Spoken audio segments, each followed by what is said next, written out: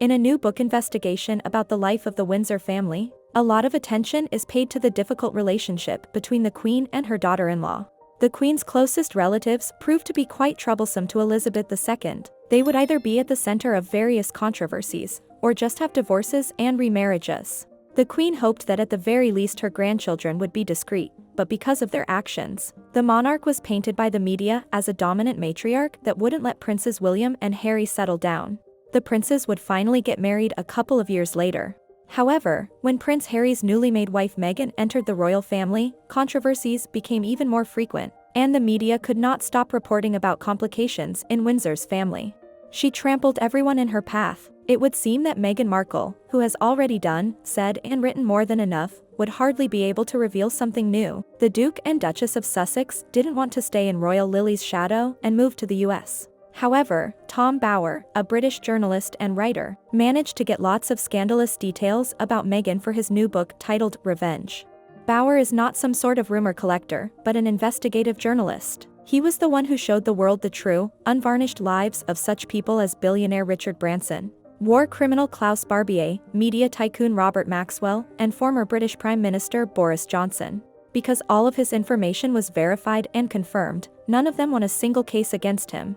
After Revenge hit bookshelves, Bower admitted that writing a book about Meghan Markle was a real ordeal for him, and that she and her lawyers did a very good job at silencing a lot of people, yet he still managed to reveal the truth. When asked to describe Meghan in a few words, he described her as one who came from nothing and trampled on others to get to the top, like a politician or a tycoon. Bower's book was published a few weeks before the Queen's death, and its title now sounds ominous in hindsight. Here are some previously unknown details uncovered by the author of Revenge. No Cinderella. The Duke and Duchess often flaunt their union as a love between a rich prince and an ordinary girl, but Meghan is far from an ordinary person. Her father is an Emmy Award winner and even won a lottery once.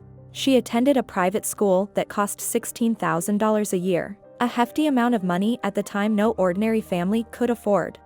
The Queen is no authority. On the eve of the wedding, the Queen asked Meghan to make peace with her father and do everything she could so that he would have led her to the altar. Her Majesty herself called the grandson's bride, asking her to go to America in order to improve relations with Thomas Markle. Meghan briefly and dryly answered Elizabeth II, "This is completely unrealistic," and hung up. Against everyone. Moreover, Meghan demanded that the entire institution of royal authority stood up for her. She was outraged that the representatives of the Windsor dynasty did not criticize her father. She described the Windsors as obsessed, vulnerable, and trapped in conditionality. Thomas Markle's fault was that he always avoided contact with the press, and yet shortly before the wedding, gave a lengthy interview about the romance between his daughter and the British prince, receiving a paycheck for it. Not invited to the funeral. Elizabeth II insisted that Meghan not fly to Britain to attend the funeral of her husband Prince Philip. Harry, who arrived to the UK to his grandfather's funeral, would later honestly tell his spouse that none of his relatives asked about her. He would also say that the Queen, after learning that her grandson arrived without a wife, exclaimed, "Thank God," in relief. Greatest hit. When the Dukes of Sussex were given an invitation to the Platinum Jubilee of Elizabeth II, they thought that the Queen pardoned the royal couple for all their mistakes. Among them was the scandalous interview with Oprah Winfrey, in which Meghan and Harry accused the royal family of racism, among other things.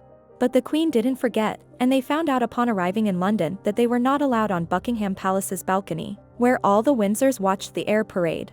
The Dukes of Sussex were then seated away from the cameras at a solemn service at St. Paul. Meghan was sure the picture of her would be on the front pages, however she didn't get a single photo. Meghan didn't take the hit lightly, and after returning to America, began to pour mud on her husband's relatives with renewed vigor. Now many in Britain are sure the death of Elizabeth II only hastened the intrigues of Meghan Markle, who hasn't still recovered from the humiliation at Queen's Platinum Jubilee celebration.